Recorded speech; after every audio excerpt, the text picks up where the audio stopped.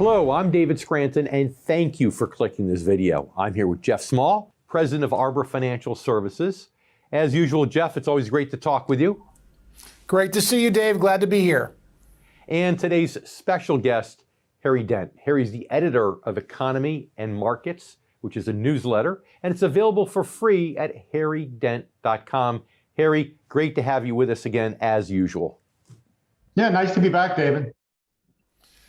Harry, just to keep continuing our conversation's ongoing saga, the markets, it's a spooky time calendar-wise, but the markets certainly are not acting spooky. With earnings up over 27% year over year and projected 2022 stock earnings to be 9.3% over this year, give us your best bull or bear thesis going forward. Tell us what you think. Well, you talk about spooky markets. The spookiest markets are ones that go up super fast, vertical. So we had that 95 to 2000 for 5 years on almost vertical movement with almost no corrections. And we had it in 87 for 3 years, from 84 to 87, straight up. And those things are always followed by big crashes because markets just cannot sustain bull moves like that. And even if there's some good things happening, good things don't sustain for that long either. So my problem with this, it's already pretty clear from every forecast I looked at. Yeah, we had a big rebound because of massive, trillions of dollars of stimulus, the greatest 1.5 year surge in stimulus ever, counting fiscal and monetary, way bigger than anything before.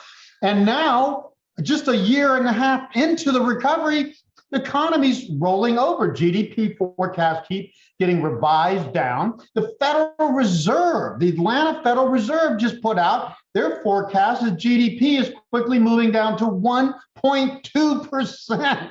So if you stimulate this much and you only get a short move and the economy starts to weaken again, it shows that the economy's weak underneath. So the worst thing can happen be stocks bubbling up like there's no tomorrow because they've been doing it so long, and the economy being very clear that this means you're going to have a straight down market in the next year. So my forecast for 2022, straight down, maybe the biggest 1 year crash we've seen in our lifetime, more than 87, more than 2000, the first of that last big tech crash. Sure. So Harry, I guess my question then is, what triggers it? Because just a revised lower GDP estimate doesn't seem to be doing anything. The market participants seem to have blindfolds on.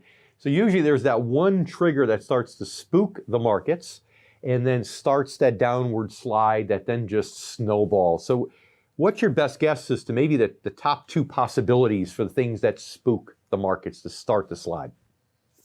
Well, a part of it, I think, they just you got to remember, most corrections get started by the smart money. These are the people that love they make money off the dumb money, which is most investors, okay? So they like to steer a market up, and when they think they look at what everybody's done. When they think that everybody's piled into this, and I'm telling you, everybody is piled into this.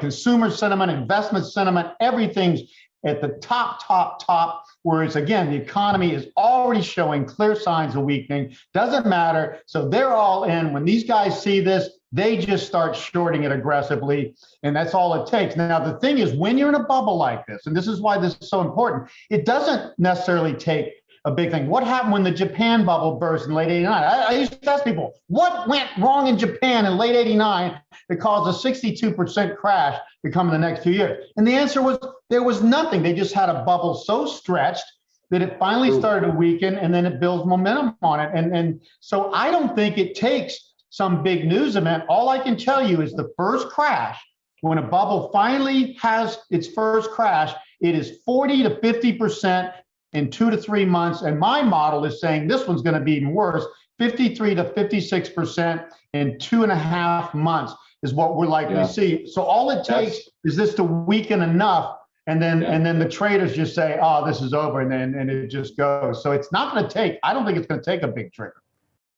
Harry, listen, we know the Fed has overstimulated the markets. The economy, $7 trillion of stimulus from last year is craziness. They're left with really bad choices going forward as the new addiction is stimulus for the economy to grow. But hypothetically, let's have some fun. Harry, if you were Jerome Powell, what would you do right now at the Fed? Well, see, here's the problem. They're already trapped. When you stimulate an economy this long, you're getting an economy that should have shaken out, worked off a lot of bad. There's 22% zombie companies, technically bankrupt, but they don't have to default when there's easy money and low interest rates and no recession. And debt levels that are now a lot higher than they were already at the highest in history back at the 2007 top when that recession came in. When you just keep stimulating, then it takes exponentially more stimulus to keep a dead economy going. So if they just flatten here, whatever they do here, just taper, this thing is not going to be able to support itself. And the stocks are going to start going down, the economy start weakening, and they'll have to goose it up again. The problem is they've dug their own grave here. I think this thing is going to crash either after one more run into year end or in the first quarter, or it may just keep crashing here. But once it gets momentum, they're not going to be able to control it. And the way it happens, real simple, that first crash, 40 to 50%, you get a rebound when they do finally have a chance to react and do something stimulative again, but with a lot less credibility time. And then you get a 2-year plus grind down in stocks. Every major bubble burst has had that first dramatic crash, sharp rebound, and then a grinding downturn when people realize no, they're. So Harry, I'll take that answer as nobody wants to be Jerome Powell right now. Nobody wants that job because if I was him, I'd fake a heart attack and go disappear somewhere. Okay. Well, I'm sorry I asked you what you would do then. Okay. So you think it's a quick 50% drop next year, and then a slow grind down after that. So at least a slow grind down is more manageable. People can pick sectors and try to get the right sectors that might have a better shot of doing well. But that precipitous drop is the scary part. But still, how far down do you see it going ultimately before all this shakes out, maybe 2 or 3 years down the road? Well, okay. First target, that first crash is pretty darn clear. The support in 2008 at best, about 2192.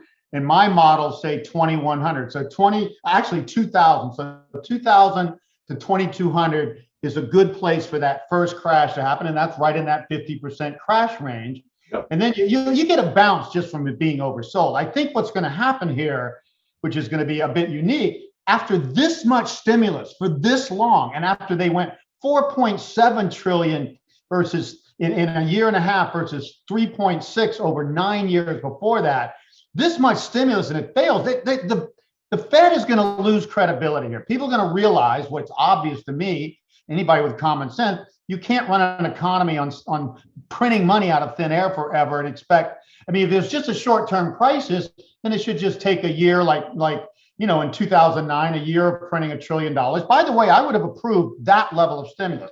Just get the economy so it doesn't have to just default unnecessarily and just melt down for no good reason. But you do need to restructure debt if you're going to go forward. They never did that. So the next downturn should take us down. My target is down about 80 to 85%, down to about 600 to 1,000 on the S&P. So first target, 2,000, 2,200, bounce up maybe back towards 2,800, something like that, and then you see that grind down to 600 to 1,000, and that should be over by late 2023. Be my best guess. Wow, Harry. Well, that gets us down to the lows in the middle of the financial crisis. I think we were 600 and something on the S&P. So yeah. Well, go back to 2009 lows. I know. So all I can tell you is, those are some spooky Halloween facts, and I know you're not doing it just because it's Halloween, and I think you're on to something in some ways. I hope you're wrong for the greater good, but I can't say that you are. But I look forward to having you back after the first of the year, and let's see how it's going. Harry, Jeff, thank you both for being back with us. Thanks for watching today's video, Scary Facts About Retirement. If you enjoyed this video, click the thumbs up button and give us a like, and make sure you subscribe to our YouTube channel for new content each and every week.